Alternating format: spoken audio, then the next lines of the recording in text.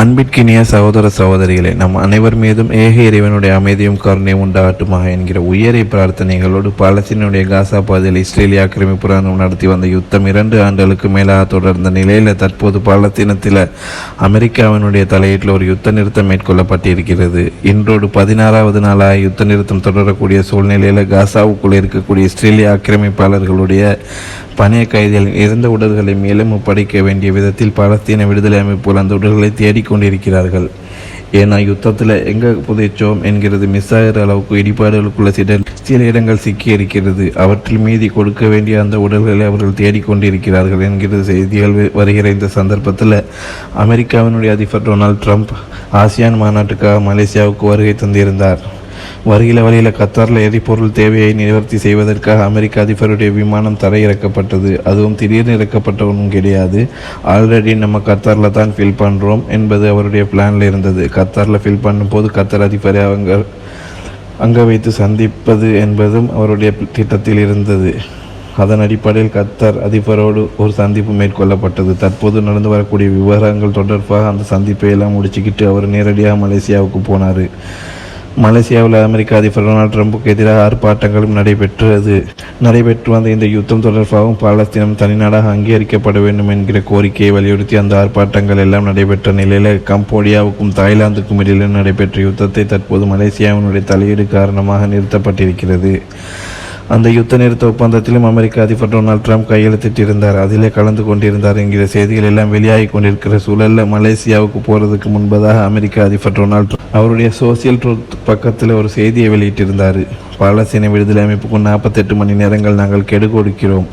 வெறும் 2 நாளைக்குள் மீதியுள்ள பணிய கைதிகளுடைய உடல்களை அவர்கள் ஒப்படைக்கிறோம். இல்லைன்னா நடக்கிறதே வேறு என்கிற மாதிரி அவர் போட்டிருந்தார். அவர் அந்த அறிவிப்பை போட்டு ஓரிரு மணி நேரங்களுக்குள்ளாவே வெள்ளை மாளிகையினுடைய ஒரு அதிகாரி தெரிவித்த கருத்துக்களை ரைட்டர் உள்ளிட்ட சர்வதேச ஊடகங்களும் அல் ஜசீரா உள்ளிட்ட தளங்களும் கூட வெளியிட்டிருந்தன. அதில் தெளிவாக என்ன சொல்லப்பட்டது என்று சொன்னால், அவங்க உடல்களை தேடணும், அவசரப்படுத்தணுன்றதுக்காக அமெரிக்க அதிபர் அந்த சொல்கிறாரே தவிர மீண்டும் ஒரு யுத்தத்தை தொடங்குவதற்காகவோ அப்படியான ஒரு மிரட்டலுக்கோ அந்த வார்த்தைகளை அவர் சொல்லலை என்பதையும் தெளிவுபடுத்தி இருந்தாங்க. ஏன்னா இப்போ அமெரிக்க அதிபரை பொறுத்தவரையில் பெஞ்சமின் நெத்தன்யாவை சமாதானப்படுத்துவதற்காக வேண்டி ட்வீட் போட வேண்டிய நிலையில் அவர் இருக்கிறார் என்கிறதையும் இந்த மாதிரியான செய்திகள் தெளிவுபடுத்தக்கூடிய நிலையில் பணைய கைதிகளுடைய இருந்த உடல்கள் தேடுகிற விவகாரத்தில் எல்லோ பார்டருக்கு வெளியே தற்போது இஸ்ரேலுடைய கண்ட்ரோலில் இருக்கக்கூடிய காசாவினுடைய பகுதிகளிலும் சில உடல்கள் இருக்கிறது என்கிற காரணத்தினால அந்த உடல்களை தேடுவதற்கு இன்றைக்கு செஞ்சிலுவை சங்கத்திற்கு அனுமதி கிடைத்திருக்கிறது.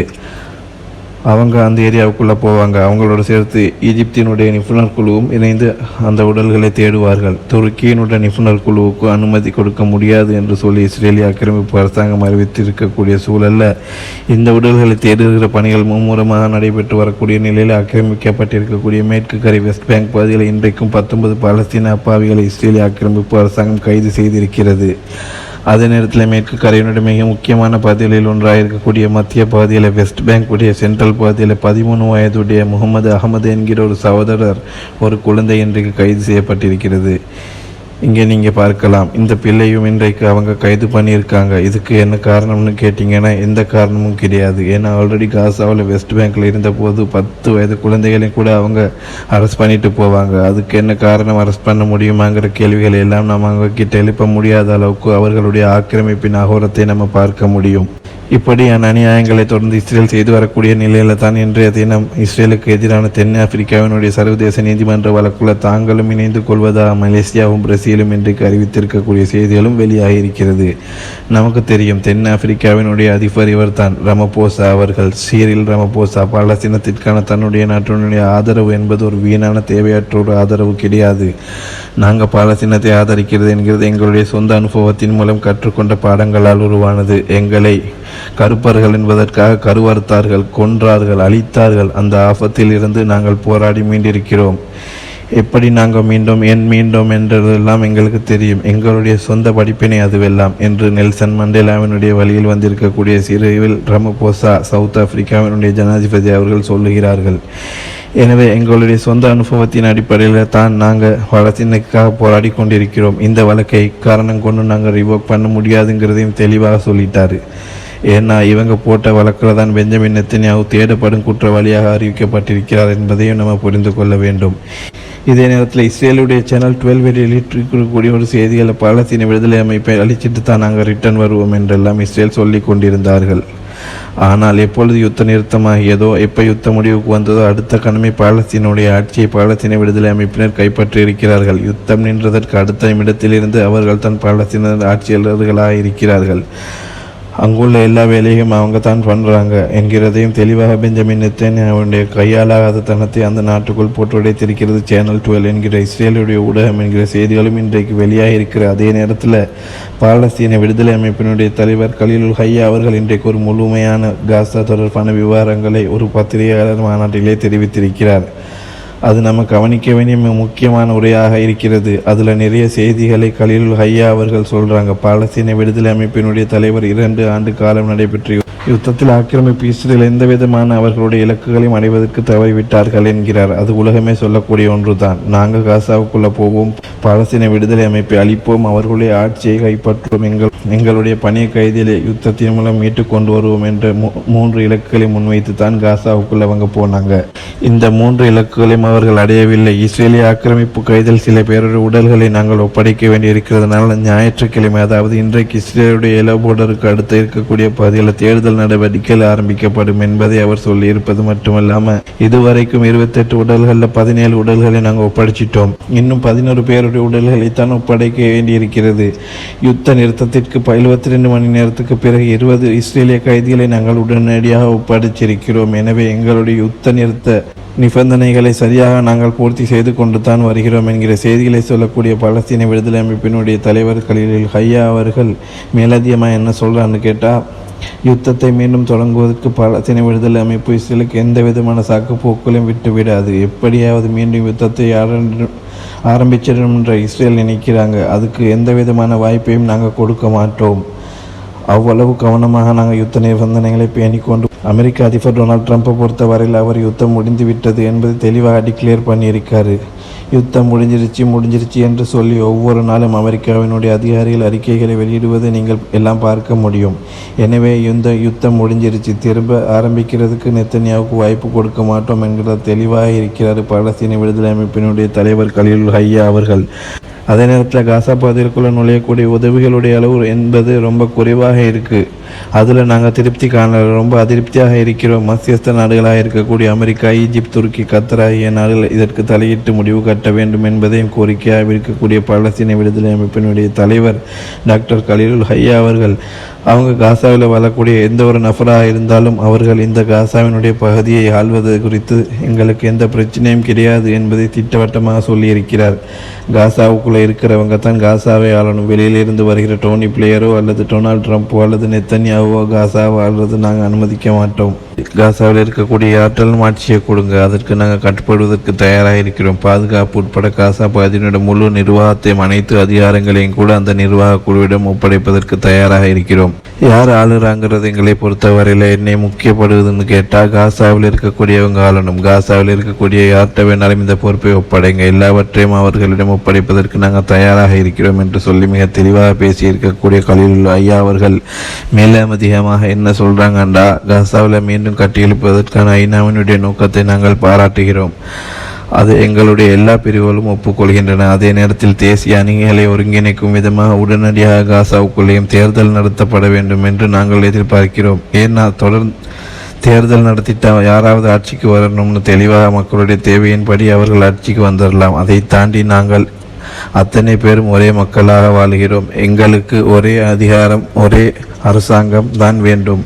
நாங்கள் அத்தனை பேருமே ஒன்று தான். எங்களுக்கு ஒரே அதிகாரம், ஒரே அரசாங்கம் தான் வேண்டுமே தவிர 2 அதிகாரங்களோ 2 அரசாங்கங்களோ எங்களுக்கு தேவையில்லை என்பதையும் சொல்லக்கூடிய பாலஸ்தீன விடுதலை அமைப்பினுடைய தலைவர் கலீலுல் ஹையா அவங்க இஸ்ரேலுடைய ஆக்கிரமிப்பை கட்டுப்படுத்த ஜனாதிபதி ட்ரம்பை தவிர வேறு யாரும் இல்லை, அவரால் மட்டும்தான் அவங்களை கண்ட்ரோல் பண்ண முடியும். எனவே அவருடைய போங்கு மிக சூப்பராக இருக்கிறது என்று சொல்லி நான் விட்காஃப் கிட்டையும் குஸ்னர் கிட்டையுமே மிக தெளிவாக சொல்லிவிட்டேன். ஏன்னா உங்கள் நாட்டு ஜனாதிபதி மற்றும் மட்டும்தான் இவங்களை கண்ட்ரோல் பண்ண முடியும்.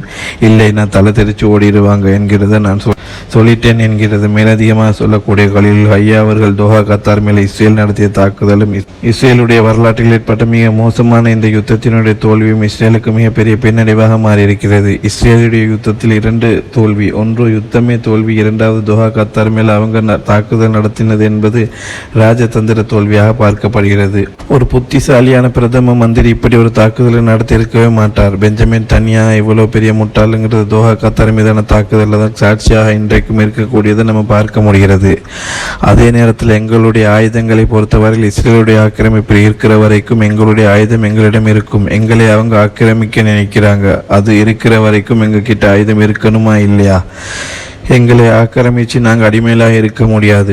ஆக்கிரமிப்பு முடிவுக்கு வந்துவிட்டது என்று சொன்னால் எங்களுடைய ஆயுதங்கள் அரசாங்கத்திற்கு ஒப்படைக்கப்படும். அதாவது என்ன சொல்றார் என்று கேட்டால், எங்களை அவங்க அடைக்க நினைக்கிறாங்க, ஆள நினைக்கிறாங்க. அதை காப்பாற்றி எங்கள் மக்களை பாதுகாக்கிறதுக்கு எங்ககிட்ட ஆயுதம் வேணும். அதே நேரத்தில் நாங்கள் ஆயுதத்தை கொடுப்பதாக இருந்தால் எங்களை தனி நாடுன்னு அறிவிச்சிட்டாங்கன்னா அரசாங்கத்தின கையில் கொடுத்துட்டு நாங்கள் எங்கள் வேலையை பார்த்துக்கிட்டு போயிடுவோம். எனவே பாலஸ்தீனம் தனி நாடாக அங்கீகரிக்கப்படுவது மட்டும்தான் நாங்கள் ஆயுதத்தை கீழே வைப்பதற்கான நிபந்தனையை தவிர இஸ்ரேல் சொல்றதுக்காக எல்லாம் ஆயுதத்தை கீழே வச்சுட்டு போக முடியாது என்று சொல்லக்கூடிய பாலஸ்தீன விடுதலை அமைப்பினுடைய தலைவர் கலீல் ஹையா அவர்கள் காசாவில் யுத்த நிறுத்தத்தை எல்லைகளை கண்காணிப்பதற்கு எல்லை பாதுகாப்பு படையாக ஐநாவுடைய படைகள் நுழைவதை நாங்கள் ஏற்றுக்கொள்கிறோம் அப்படின்னு சொல்லி தெளிவாக சொல்லியிருக்கிறாரு. யுத்தம் முடிஞ்சிருச்சு, எங்களுக்கு தேவையான எல்லாமே உள்ளே வருகிறது, எல்லாம் கரெக்டாக போகுதுன்னா இப்போ வேணும்டா ஐநாவினுடைய படைகளை கொண்டாந்து நிப்பாட்டிக்கலாம், எந்த பிரச்சனையும் கிடையாது அப்படின்னு சொல்றதோட காசாவுக்குள் ஒரு நாளைக்கு 600 லோரிகள் உள்ளே நுழையணும். ஆனால் 190 முதல் 200 வரைக்கும் தான் காசாவுக்குள்ளே இது வரைக்கும் வந்துக்கிட்டு இருக்குது. ஆனால் 600 நுழையணும். சரியாக இருந்த 6000 நுழைந்தாலும் பத்தாது. எனவே எங்களுக்கு தேவையான உதவிகளை உள்ள விடணும், ஒப்பந்தப்படி நடந்து கொள்ள வேண்டும் என்று சொல்லிட்டு நாங்கள் இப்போ யுத்தத்துக்குள்ளே இருக்கிற மாதிரி தான் இருக்கிறோம்.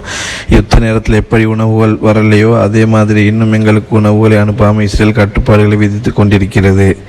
எனவே உடனடியாக உணவுகளும் மருந்துகளும் வருவதற்கு இந்த நடுவர்களாக இருக்கக்கூடிய நாடுகள் முயற்சி செய்ய வேண்டும் என்கிற கோரிக்கையை பாலஸ்தீன விடுதலை அமைப்பினுடைய தலைவர் டாக்டர் கலீல் ஹையா அவர்கள் இன்றைக்கு விடுத்திருப்பது மட்டுமில்லாமல் விடுவிக்கப்பட்டிருக்கக்கூடிய பாலஸ்தீன அப்பாவி கைதிகளை கொன்றொழிக்க வேண்டும், அவர்களை சுட்டு தள்ளணும் என்கிற விதமாக இன்றைக்கு காசாவில் அணுகுண்டு வீசப்பட வேண்டும் என்று பேசி அதே யூத மதகுரு இன்றைக்கு பேசியிருக்கிறார்.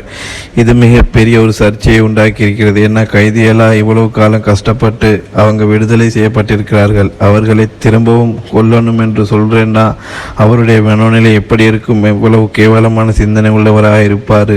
ஒரு மதகுரு இப்படியெல்லாம் பேசலாமா என்று யோசிக்கிற அளவுக்கு இதெல்லாம் இவங்க கிட்ட மனித நேயத்தை எல்லாம் நாம் எதிர்பார்க்க முடியாது. இவங்க இப்படிப்பட்டவர்கள் தான். புரிந்திருக்கிறதுக்காக வேண்டியவர்களுடைய மனோநிலை எப்படியானது என்பதை இன்றைக்கு உலகத்திற்கு இறைவன் காட்டி கொண்டிருக்கிறான் என்றுதான் நம்ம புரிய வேண்டி இருக்கக்கூடிய நேரத்தில் வாரத்தில் 4 நாட்கள் நீதிமன்றத்துக்கு வருவதிலிருந்து விடுப்பு தாருங்கள் என்கிற ஒரு கோரிக்கை இஸ்ரேல் பிரதமர் பெஞ்சமின் நெத்தன்யாஹு இன்றைக்கு நீதிமன்றத்திலிருந்து முன்வைத்திருந்தார். ஆனால் நீதிமன்றம் அதை மறுத்திருக்கிறது. ஊழல் குற்றச்சாட்டில் அவர் வாரத்தில் மொத்தமாக 7 நாட்களே நீதிமன்றத்தில் ஆஜராக வேண்டியிருக்கிறது. அதில் 4 நாள் வராமல் 3 நாள் விசாரணையில் பங்கெடுக்கிறேன், 4 நாளை விட்டுருங்க என்று கேட்டிருந்தார். 7 நாளும் நீ வந்து தான் ஆகணும் அப்படின்னு சொல்லி நீதிமன்றம் சொல்லியிருக்கிறது. ஏன்னா ஊழல் குற்றச்சாட்டை குறிப்பாக தன்னுடைய தேர்தல் வெற்றிக்கு அவர் ஊடக நிறுவனத்தை உருவாக்கி அதனூடாக பணம் எடுத்து கொண்டது, அதனூடாக தேவையற்ற பிரச்சாரங்களை செய்தது. அதே போன்று சாராய பாட்டில்கள், வெறும் பாட்டில்கள் கிடையாது, சாராயத்தோட ஊழல் செய்யும் போது பணமாக வாங்குறது